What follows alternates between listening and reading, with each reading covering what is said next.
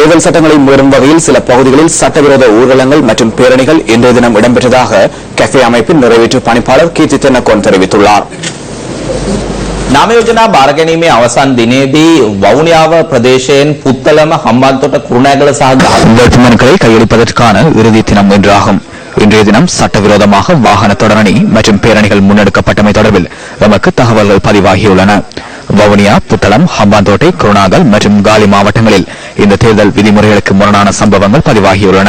சிலாவத்துறை பகுதியில் அமைச்சர் மற்றும் அவரது ஆதரவாளர்கள் 90 வாகனங்களில் வேட்புமனு தாக்கல் செய்ய வந்தமை தொடர்பில் தேர்தல் ஆணையாளருக்கு எமது அமைப்பு தெரியப்படுத்தியுள்ளது. காலியில் வேட்புமனு தாக்கல் செய்ததன் பின்னர் 140 வாகனங்கள் பேரணியாக சென்றிருந்தமை தொடர்பில் எமக்கு அறிய கிடைத்துள்ளது. இதேபோன்ற நிலை குருணாகல் மற்றும் புத்தளம் மாவட்டங்களிலும் காணப்பட்டது. කණ්ඩායම් වශයෙන් රථවාහන වලින් පැමිණිලා ඒ ස්ථානගත කිරීම සිදු කරලා තියෙනවා. පුත්තලම දිස්ත්‍රික්කයේත් මෙවැනිම තත්ත්වයක් මේ වන විට වර්ධනය වෙමින් තිබෙනවා.